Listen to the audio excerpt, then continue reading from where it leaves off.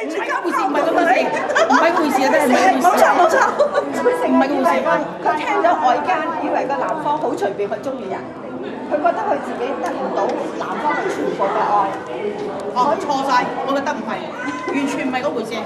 係咁，但係男方記住佢係咪都好聰明，係一個牧師啊，佢係一個牧師嚟㗎。唔係咁㗎，唔係咁㗎。係啦，佢因為佢認為個男方係牧師，佢一定要係一定好專一。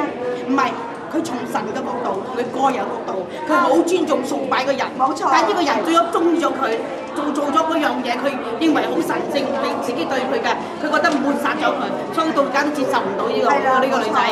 但係男仔唔係，佢係好有啲嘢做得唔啱，但係佢真心去愛呢個女人，愛呢個女仔。但係呢個女仔後來咁樣嚟抹佢，做佢講埋佢。明係法文喎，係法文喎，法國嘅 kiss 喎。法國 kiss 有幾種嘅，一種咧叫 michou 啦，咁啊就係半面嘅啫。有一種嘴對嘴都係冇事，但係舌頭擺落去嘴度咧就第三回事嚟嘅，知唔知啊？有3個半面，有4個半面。你答你咧？係。你答你打圈啊嘛，打咁啊你愛㗎。如果佢唔中意嗰個牧師，佢點會同人哋濕吻咧？真係。唔唔係新聞，佢話佢對佢做咗樣嘢啊。有冇濕吻？佢唔係喎，佢話條脷伸入佢個嘴度喎，個男。咁佢平穩，你梗係伸入去㗎啦嘛。係咪？係咪啊？佢唔係啊，佢翻到去係啊，我聽到㗎嘛個對白係咪？佢雖然話佢係會用個番梘洗，覺得佢洗唔乾淨，但係佢曾經接受咗人啊嘛。